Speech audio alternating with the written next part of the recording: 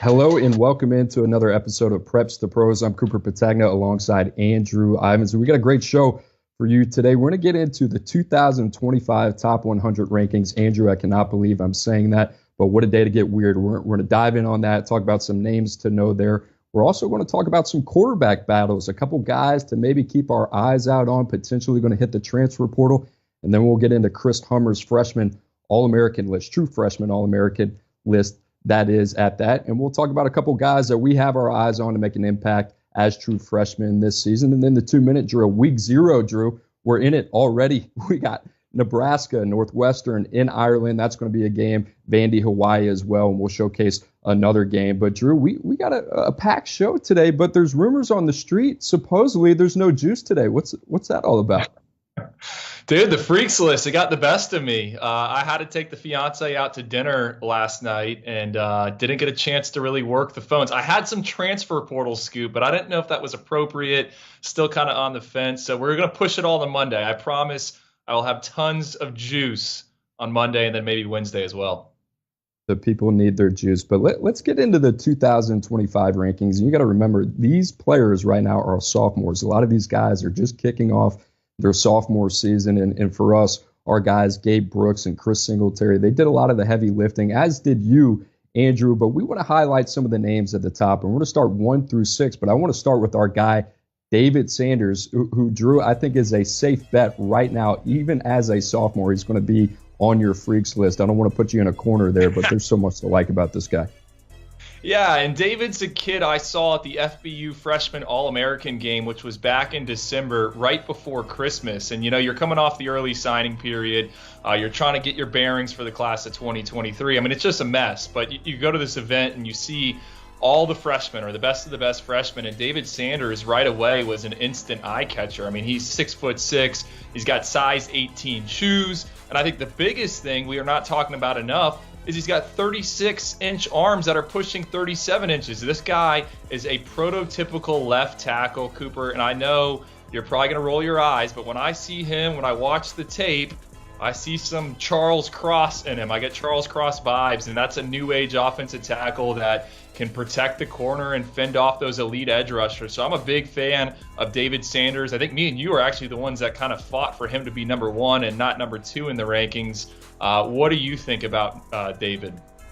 I love that comp. I don't think there's anything wrong with that. I mean, you mentioned it, almost 37-inch arms. Those are elite arm length for somebody like David Sanders. I think the question right now with where he is he going to be able to add the weight to his frame? And I don't think that's any question for us, Drew. I know you felt confident about that as well, but you see this long reactionary athlete, this guy that can bend. He's got cat-like reflexes. There's so much to like. And listen, he's got a big responsibility at Providence Day in North Carolina, protecting one of the best quarterbacks in the country in 2024, signal caller Jaden Davis. So we'll see a lot of him. Already really like the week 1 stuff that we've seen out of him as well. So expecting a big future for him as well. But let's move on to another guy, and this guy was in the mix, but the number 2 player in the 2025 rankings, that is Elijah Griffin from Savannah Christian. And Drew, there's so much to like about this young man as well, and a guy that's very versatile, playing out on the edge right now as a 5 technique. I think he's going to grow more inside, and that's what he'll play as an interior player. But another guy that tested really well, 80-plus inch wing, 5'1", 440, and a 34-inch plus vertical at 6'3.5" and 270 pounds. Coop, it's interesting you mentioned that you think he's going to go inside, because I had an SEC staffer text me this morning. I think they're honestly kind of upset that we exposed Elijah, but he said Adam Anderson as the comp, and I was like scratching my head a little bit. I mean, I see it right now, but we got to remember Elijah's just a 9th grader, a 10th grader. I think he's eventually going to put his hand in the dirt and rush from the interior, and that's fine because he does it at a very high level. Also talking with Steve Wiltfong this morning, our colleague, he pointed out that Elijah squats 500 pounds, so I think he could potentially be a lock for the freaks list. Last thing I'm going to say on Elijah, I'm interested to see what happens with him, because from my understanding, Georgia has already sunk their teeth into him. They offered back in 2020, so they've been recruiting this kid for 2 years. He's expected to get up to Athens for a few games. And guess who's leading the charge, Cooper, in that recruitment? Our guy, Todd Hartley, Oyster Boys coaching staff member. I think so. Georgia's one to watch with Elijah. That's what we expect out of our Oyster Boys coaching staff members. You got to get in early. The early ID is so important. But, yeah, 270 already. I don't know if he's going to be standing up or going to be an edge guy. But Trey Scott, defensive line coach, doing a marvelous job at Georgia in Athens. We're going to talk a little bit about Kel Williams later in the show. But, Drew, let's go to number 3 and a guy that you are very familiar with. That is Armando Blunt. Guy played opposite of Nigel Kelly last year. Nigel Kelly, who's already turning heads at Miami in Coral Gables. And this guy had 13 sacks as a freshman. Drew, tell us what you like about Armando Blunt. Well, he goes to school about 10 minutes from where I'm sitting right here in Fort Lauderdale at Dillard High School, which has kind of turned into a little defensive line factory. This past NFL draft, you had John Ford selected by the Green Bay Packers. Jordan Wright is the kid that is at Kentucky. He should be selected this upcoming year. And then you got Nigel Kelly, who's had an excellent camp as a true freshman for the Hurricanes. But with Armando Blount, I think get off is the word with him. He's 6'3", 250 pounds, but he's explosive. We saw that at the Under Armour All-America camp down in Miami when he's working out alongside a lot of upperclassmen. And the one thing with him is the shot put numbers. We keep coming back to that. Florida 3A state champ in the shot put as a freshman, and he was an AAU junior Olympian. So a lot to like about this kid. The name of the game these days is putting pressure on quarterbacks, and I think Armando Blount is a guy that's going to be able to do that at an extremely high level. I wrote down here as a player comparison, Christian Wilkins, ? I think I could see some of that depending on how his body fills out over the next few years. High praise. It's early. It is very early for the player comps, but I love it already. Let's go to another guy, Zion Grady, another defensive lineman from the state of Alabama. Drew, me and you have had a lot of dialogue on him. I got to see him not too long ago in Montgomery at the Alabama Showcase, and he is a guy that is very physically advanced. And in terms of his technique and the nuances of playing the position, I like Zion Grady a lot. You look at the stat line for him last year, 6 sacks in only 6 games played, 10 tackles for loss. So a guy already that's got a really good amount of production. Yeah, and I know the next guy we're going to highlight is Jared Smith, who's also from the state of Alabama. And I think if you're a college football fan at home, you got to think, this is unreal. I mean, you already got Nick Saban in the state. Normally he has to go outside of his borders to grab all these guys. Now he's got 2 excellent top guys in the class of 2025. No, Zion Grady, this is what you're looking for in a pass rusher. And I think, again, with Jared Smith, it's the same thing. You like the length, you like the get off. And I'll say this about our initial rankings. This is all data driven. I mean, most of these guys are here because we have verified measurements. We have seen live exposures. And I remember when you saw Grady, you texted us right away, hey, this is a dude that we're going to need to know in the class of 2025. So let's talk a little bit more about Jared Smith from Spain Park High School in Alabama. And Drew, there was a guy that he really reminded me of, and you're going to hate me for saying this, but 6'6.5", 225 pounds. I think you already know where I'm going with this, but that's top 247 defensive lineman Cameron James. It kind of moves similarly. There's not a lot of people with that type of frame that Cameron James has. You look at Jared Smith, this is a guy that's still growing into his body. I can't wait to see what he's going to look like 2 years from now. Yeah, he's a puppy, and I know I use this comp on some other guys, but he looks like a puppy, and he's just going to grow into his paws. I saw him in Orlando at one of the ESPN elite underclassmen camps. Had no idea who he was, but as soon as he walked in, I had to go ask for his name just because he's a monster. He's got long arms, and another guy with huge shoes. I think he's size 18 boots, which is also what David Sanders has. You mentioned Cameron James. I also wrote down here Greg Rousseau. I don't think he's maybe the same player as Greg Rousseau, but anyone that's trying to get a picture the dimensions on Jared Smith, I think Greg Rousseau works, who was at Miami, got selected in the first round now with the Buffalo Bills. But I like this Jared Smith kid. Still very raw, hasn't played a ton of football, but there are some clips out there of him running around, dunking on the hardwood. I think that the sky is the limit for Jared Smith. And again, state of Alabama is loaded up front in that 2025 cycle. Absolutely. Last guy on this list, a little bit of quarterback flavor, Drew. This is a guy that you wanted to talk about, Bryce Underwood from Belleville High School in Michigan, and a guy that led his team to a state championship, 13-1 last season. He comes in at number 6 on the initial top 2025 top 100. Max Prep's Freshman of the Year last fall. You know who else took home those honors? Trevor Lawrence, Arch Manning. So that's a pretty elite fraternity to be a part of. I think when we talk about quarterbacks in this class of 2025 and we talk about resumes, no one has as good of a resume as Bryce Underwood. You mentioned it, 13-1, led his team to a state title as a freshman. This is a kid I've seen throw a bunch. I saw him out at OT7 in Las Vegas, saw him at a few other 7-on-7 tournaments. And out of all the 2025 arms I've seen, I've probably seen more than most people in the country. I think 15 or so that already claimed Power 5 scholarship offers. I think Bryce Underwood is the best of the bunch. I love his big athletic frame. He can run the football, but I think he can take a hit. And he's also got some touch, a bit unconventional, I think, with the release, but there's a lot to like with Bryce Underwood. And I'm interested to see what happens with that recruitment. You know, he's right in Michigan's backyard, Jim Harbaugh and all that stuff. And plenty of others have already indicated that they are interested in Bryce. Michigan State certainly going to make him a priority, especially with Dante Moore, one of the top players in the country, leaving to go play in the Pac-12 footprint for Dan Lanning. So there you have it, the initial top 100 of the 2025 class. And I would say this, listen, approach this with caution. It's still very early. Things are fluid, as we like to say. But Drew, now we are going to turn our attention to something that might be a little bit more dramatic. Maybe we're going to take our spoon out and stir it up a little bit. But these quarterback battles, they're pretty interesting. You brought this up about a week ago. We couldn't fit it into last week's show. But a lot of these are starting to get sorted out, as we've seen. North Carolina named a starter and redshirt freshman. Drake May, that was a guy that was very highly touted. Texas goes with Quinn Ewers. Washington comes off the board the other day with Michael Penix, the transfer from Indiana. So there's a lot of shuffling going around. But with that comes other storylines and maybe other opportunities for players that did not win these battles.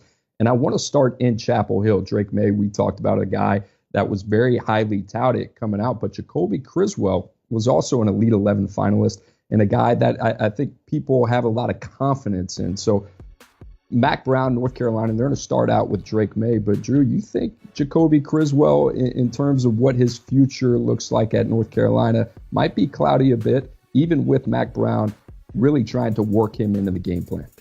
Yeah, if you read Inside Carolina, our North Carolina site on the 24/7 Sports Network, they had a good piece about Mack Brown and Mack indicating that May will take the first snap. He deserves that first snap, but they're also going to try to work Jacoby into the game plan, get him on the field. I think that's interesting because, you know, is he trying to prevent Jacoby from going into that transfer portal? I mean, we've seen different coaches around the country take different approaches to how to manage these two quarterback things. And, you know, where we are in 2022, just talking with some college contacts, the theory out there is as soon as a kid figures out he's not going to win the starting job, you want to get into that transfer portal so you can start learning a system elsewhere. I mean, we saw it, Timmy McClain at USF. I mean, he started for the Bulls last year. They bring in a transfer. He loses out. He enters the transfer portal. A lot of people didn't think Timmy McClain was all that. Well, guess what? He picks UCF over Wisconsin, Penn State, and BYU. All three of those schools have quarterbacks currently in the NFL. So I don't think people realize the transfer market right now for quarterbacks is pretty high. And I don't know how weird you want to get here, Cooper, but we could potentially see Florida, Florida State, Arkansas. I mean, there's a ton of schools out there that could be looking for a veteran arm. And Jacoby Criswell is a guy that was an Elite 11 finalist.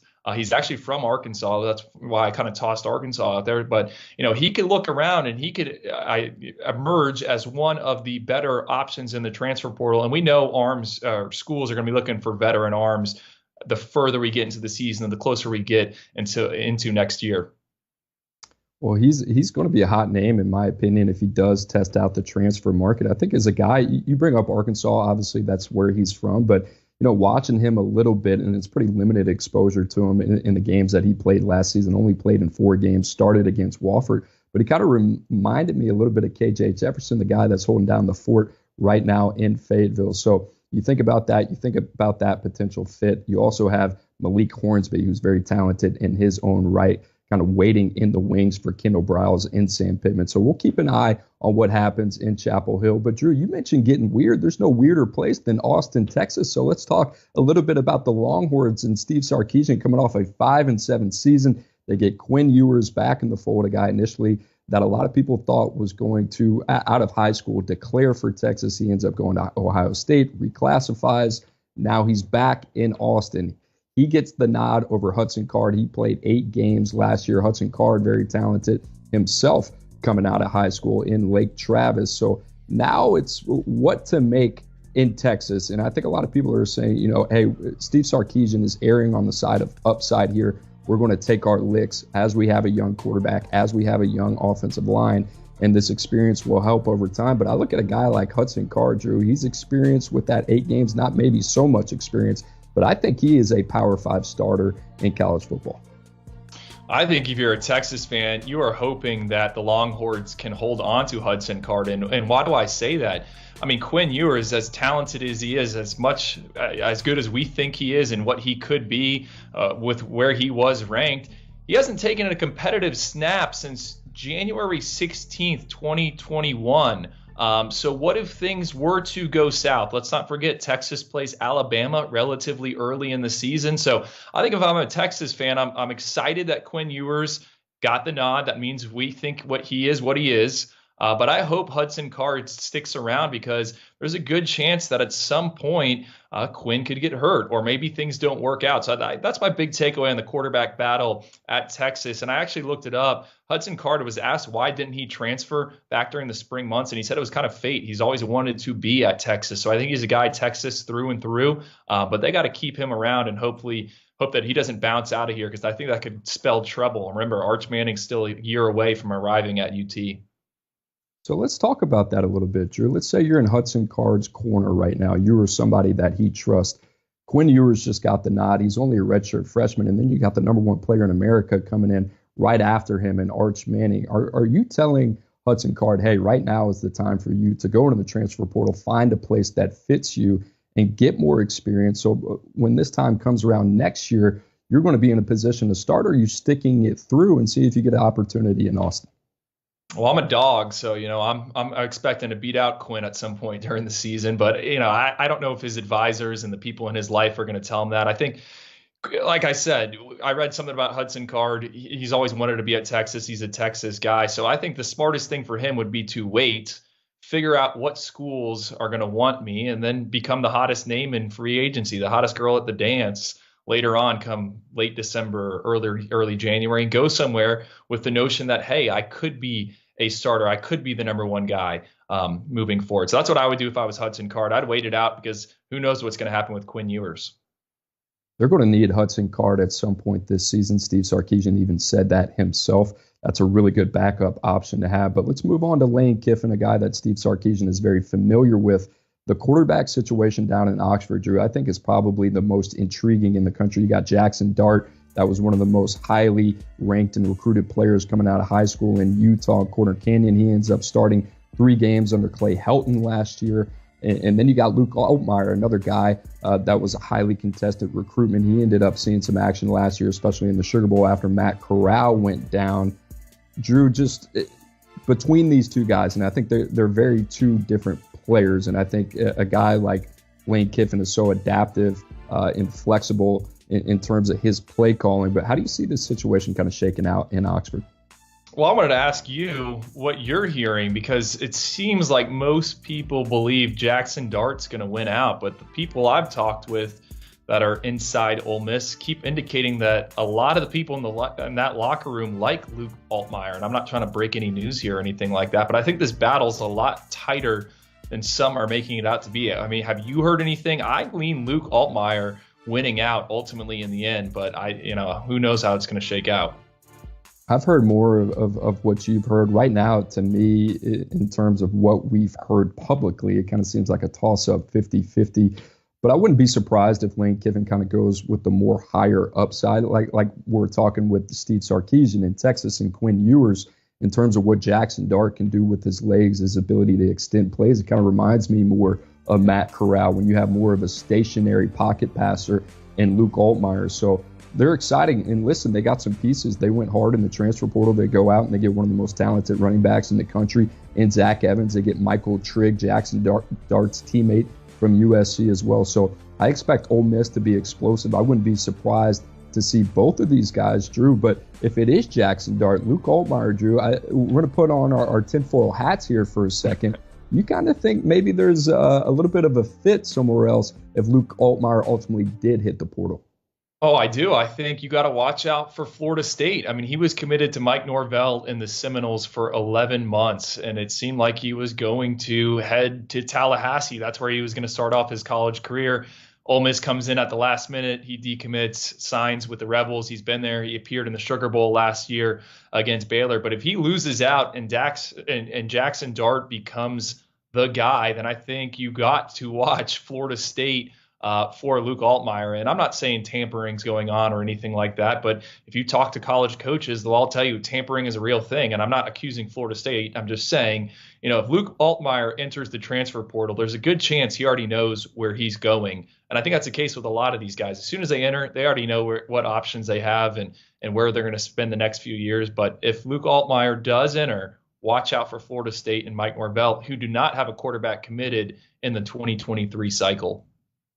It's the day and age that we are living in right now, although it seems like speculation and is hypothetical as Luke Altmyer battles out Jackson Dart. It's something that could be very real in the future. So right here, keep it locked. These are great conversations to have. Drew, I want to go out to the Pac-12 in the Pacific Northwest in a place that I am very familiar with. But Sam Hewes, former five-star from Kennedy Catholic in Washington, loses out the quarterback job to Michael Penix. And I think a lot of people thought that would be the outcome. Penix, a junior transfer from Indiana. Now it's interesting. First-year head coach Kalen DeBoer comes over from Fresno State, and to me it just feels like Sam Hewes has not been able to find his footing up in Seattle. Yeah, I was going to ask you, what is going on here? I've only had one live exposure point to Sam Hewes. That came a few years ago at the Adidas National Championship in Tampa. And I was like, all right, this is the guy. He was the number 3 quarterback. He was ranked ahead of J.J. McCarthy. We'll see how these rankings play out. But what's up? I'm going to always stand on the table for my Florida quarterbacks, Michael Penix being one of them out of the Tampa area. But this is kind of surprising to me if we look at it from a 50,000-foot view that Penix comes in after he was cast away at Indiana and wins out on a starting job. So, Cooper, what do you make of it? Is Sam Hewes a bust? Is this over, or does he need to rehabilitate his career somewhere? No, I think it's just been it's been a little bit of circumstance. You got to remember when he was going through the recruiting process, it was Chris Peterson that was recruiting him, and then all of a sudden he signs with Washington and it's Jimmy Lake that he inherits as a quarterback. So I think for him, maybe it's been a little bit frustrating at times. And you got to remember he was a spread offense heavy at Kennedy Catholic in the state of Washington. Jimmy Lake comes in, he hires John Donovan from the Jacksonville Jaguars, and they're going 2-3 tight ends at a time, and he's taking snaps from under center. So he only got limited snaps last year behind Dylan Morris. And then this year, first-year head coach Kalen DeBoer comes in. He mentions the improvement with Hewes from spring to fall. I think for him, it's just been a matter of circumstance, and he's kind of had issues acclimating. But that being said, I would not be surprised if Sam Hewes maybe at some point tests the transfer market. I think he is, in all time, somebody that I've known for a while and got to know through the recruiting process. He loves Washington. He wants to be in Seattle. That being said, he's very confident in his abilities. So the teams, if we are speculating right now that I think would make sense, I think Chip Kelly in UCLA, I think Jonathan Smith at Oregon State as well. I would expect him to stay in really that West Coast footprint. Another guy, Jeff Tedford, very close with Chris Peterson at Fresno State. So Jake Haener, a former Washington transfer, he's already there right now. And Jake Haener is a guy that's turning heads and potentially going to get drafted in maybe day 2 of the NFL draft. So Sam Hewes, I'm confident in the ability, what he brings to the table. I think right now it's just been a tough pill to swallow. And like I said, more of the circumstance and less of the ability. So we'll see if he can find the right spot. I think that's going to be really important for him. But Drew, a couple other guys we wanted to talk about. Luther Richardson was a quarterback at Cincinnati, a 3-star that we had rated 88 overall, and a guy that, his profile kind of ascended later in the recruiting process. He ends up signing with Luke Fickell and the Cincinnati Bearcats this past cycle. Evan Prater, Ben Bryant, 2 guys that were highly recruited coming out of high school, battling for the number 1 job at Cincinnati.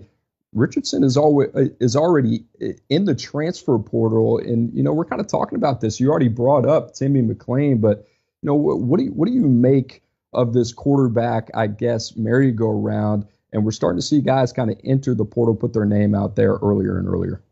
I mean, I think that's the story here with Luther Richardson, and he was a guy that shined at the Elite 11 finals, played for Trent Dilfer there in Tennessee. That was his OC, and Dilfer was one of his biggest endorsers to the media, to the recruiting world, and everything like that. But Richardson, I guess, showed up at Cincinnati thinking he was going to potentially be the guy, and that didn't work out. So now he enters the transfer portal much earlier. Which is that a trend we see moving forward? Do we see kids arrive on campus and then figure out, hey, if this doesn't work out, I hit the portal? I think so. I think that's the trend. I think you're going to continue to see that as a trend. I think right now, all the quarterbacks that we just highlighted, I mean, even going down from Hudson Card to Luke Altmaier, potentially Jackson Dart, seeing how this shakes out, I think these guys are going to be a really good case study for where college football is right now, whether or not they're going to put their name in the portal. Is that something they do right now in the middle of fall camp as we're entering week 0 of the season, or is that going to be something that they do postseason as well? And Drew, I want to wrap it on this. Dave Aranda, especially from our own Josh Pate, got a lot of praise in the way that he handled their quarterback battle in Waco at Baylor with a guy named Gary Bohannon. And certainly a lot of people have a lot of respect for Gary Bohannon, but he is now the starter at South Florida. But Dave Aranda, who I would say is special in his own right and different in his own right in terms of how he handles these types of situations, told Bohannon that, listen, hey, we're going to go in a different direction at the end of spring, which ultimately gave him the opportunity to pick a school that fit him, where he could get in by summer workouts and give himself the best chance to succeed. I don't think that's going to be a trend as much as I wish it was. But pretty unique, and I think it's a pretty awesome story. We talk a lot about Timmy McClain, who was at South Florida. He loses that battle to Bohannon, but it just goes to show, if handled properly, some of these things can work out for these players.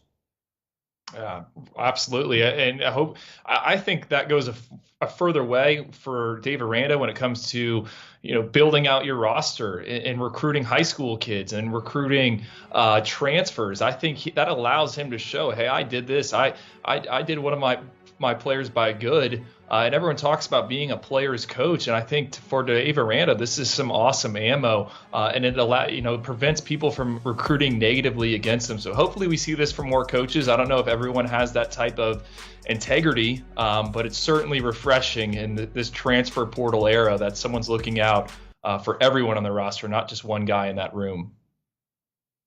So there you have it, all the scuttlebutt on the quarterback battles and where guys might end up and what we think fits are. But Drew, now we get to talk a little bit about, I think a really good, interesting conversation for us because we do so much homework on these guys, cycle in and cycle out. But the 2022 class, the true freshman All-American list just came out by Chris Hummer, our guy that does a lot of great work at 24/7 Sports. If you don't already, make sure you give him a follow. But he came out with the true freshman All-American list, and a lot of these guys that we are very familiar with. And Drew, we're just going to kind of volley here on some guys that maybe stand out to us, but a guy that I'm looking forward to seeing is Luther Burden right there in Missouri with Eli Drinkowitz. He was the number 2 receiver according to 24/7 Sports, and a guy that we kind of really fell in love with out of East St. Louis that I think is going to have an immediate impact in the SEC.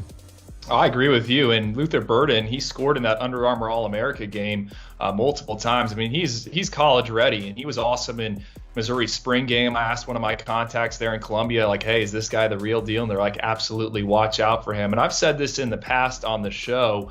If you're a Georgia fan, you're a Florida fan, you're used to Missouri coming to town and it being a doozy, a little snoozer, watch out for Luther Burden this year, watch out for him next year, and then probably one more year after that because he's going to go to the NFL draft. So I'm excited about Luther Burden. I agree with you, Cooper. I would not be surprised if he's the SEC freshman of the year. And I think he's going to have a better year freshman season than Doral Green Beckham, who was kind of derailed as a freshman at Missouri. He was another high-profile guy that played for them. So excited about Luther Burden. He's ready to play. We're certainly excited, like you said, to see Luther Burden this season. I think he's going to ball out. But Drew, let's go to another guy now, Cade Klubnik.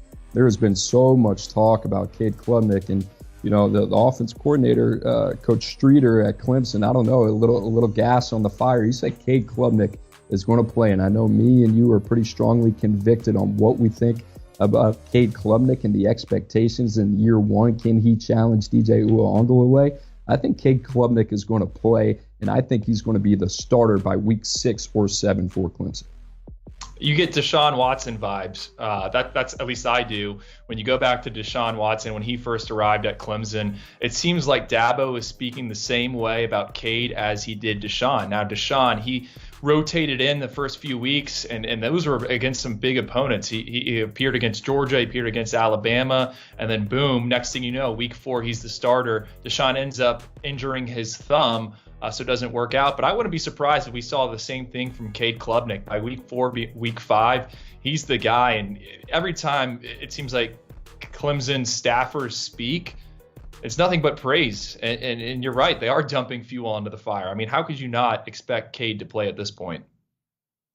Yeah, DJ Uiagalelei, 55% completion rate last season, 9 touchdowns, 10 interceptions. That's not good enough. I think DJ knows that. We expect a more focused and a lot more urgent DJ Uiagalelei at that position. They got to get the offensive line right as well. I think the receivers got to step up. That room hasn't been what it's been in the past at Clemson, so we'll have our eyes on them. But Drew, a guy that, I take a lot of flack back home in the state of Louisiana, Will Campbell, the number 66 player, but a guy that early enrolled in a guy that's got a lot of praise and started getting first-team reps at LSU at the left tackle spot. And as fall camp has progressed, I think he's only solidified that. But the in-state product from Neville in Monroe, it looks like he's going to start day one for Brian Kelly. My thing is he the true freshman under the most pressure week 1? Is there anyone else in the country? I mean, look, they play Florida State in New Orleans. He's going to have to go up against some veterans. And FSU added an experienced pass rusher in Jared Verse, who I'm sure is going to come screaming off the edge right at Will Campbell. I'm not surprised that Will is thrust into this. I go back to the Future 50 last year. He had a bit of a mean side to him, got into it with a few of the defensive linemen there. But this is still surprising that he's going to get that week 1 start. And I think he's under, like I said, a ton of pressure. A little bit of circumstance, but I think he's ready to roll. LSU moving some things around up front. Brad Davis, the offensive line coach, they have sung nothing but high praise on Will Campbell. And so Lance Hurd, if you're an LSU fan, it looks like LSU in good shape for him. Another top 247 offensive lineman who played opposite of Will Campbell. So if you're LSU, just keep doing what you're doing. Recruit guys like Will Campbell and Lance Hurd, and you'll be in good shape. But Drew, our favorite, I think a guy that stole the show down in San Antonio before I had to tap out early and go back home, but Kel Williams, the University of Georgia. We talked a little bit about Trey Scott, the defensive line coach in Athens, a job that he's done. But it sounds like Kel Williams, as tough as it is to crack the starting lineup in Georgia, he might not do that, but it looks like he's going to be a contributor for the Bulldogs this season. Yeah, well, I mean, Georgia had guys drafted that didn't even start last year, so I wouldn't read too much into who the first 11 are out there on the field, but the feedback on Kel Williams continues to be very, very good. I wish we could bet on SEC Defensive Freshman of the Year. We could find some odds for that because I'd be hammering Kel Williams. I think he's going to be in there in the front 7. I think they're going to get a little creative with him, and I think he's going to be another Georgia defender that walks across that stage and shakes the hands with Roderick Odell at some point down the line. He was unblockable at the at the All-American Bowl week during practices, during the game, and I think he's going to cause issues for plenty of SEC offensive lines moving forward. He's a man. A lot of people say, hey, what is the significance or the importance of that Adidas All-American Bowl? And the game itself is certainly great to see these guys go elite on elite, but it's that week of practice. And Drew, Kel Williams was a guy that I think we had circled with high expectations coming in that week, but he catapulted himself and left zero doubt that he was one of the best players in the country. Yeah, and he's got that scary mugshot. Look at that thing. He's got his eyebrows back. Can we pivot to another defender here? What about Travis Hunter? I think there's not enough buzz about him when we talk about true freshman, and maybe that's because he's at Jackson State. But we saw what he did in that spring game for Deion Sanders. We saw what he did as a senior there at Cedar Hill in Atlanta. I know he was in a boot at media days, but this is a guy I'm really excited about because he's going to go both ways at Jackson State, and he's just a walking highlight. And I'm excited to see what he does. And Are we talking about him at the Power 5 level a year from now? I don't know. But he's one of the most polarizing players, I think, not only as a freshman, but in college football in general. Drew, and it sounds like you got an assignment to go see Travis Hunter in person. Florida Atlantic will host Jackson State in Miami September 4th, I believe, on a Sunday. And it sounds like Andrew Ivins is going to be there. Is that true? Yeah, they're not playing FAU, all right? They're playing Florida A&M in Miami. Yes, Florida A&M. Excuse me. I'm sorry. That's a Petagna flag on that. Earlier, I don't think I think you said Cedar Hill is actually Collins Hill, so we're even there, but we're going to keep it moving. A couple other guys, since we're running behind time a little bit, but Kelvin Banks, a guy that has certainly impressed, 5-star at University of Texas. It sounds like he's going to get the starting nod there.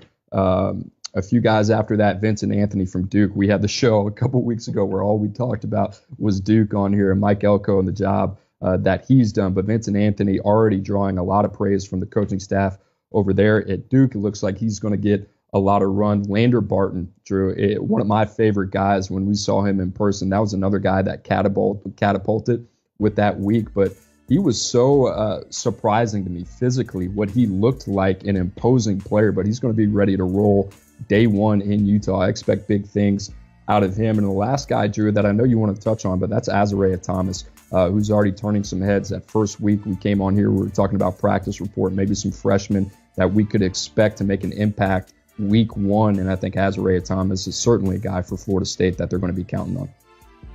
Yeah, you talk with our boys at Knowles 247 on the bench. They don't think Azariah is going to be a week 1, week 2, week 3 guy, but towards the tail end of the season, once he's got some live reps under his belt, he'll be ready to rock. And that's awesome.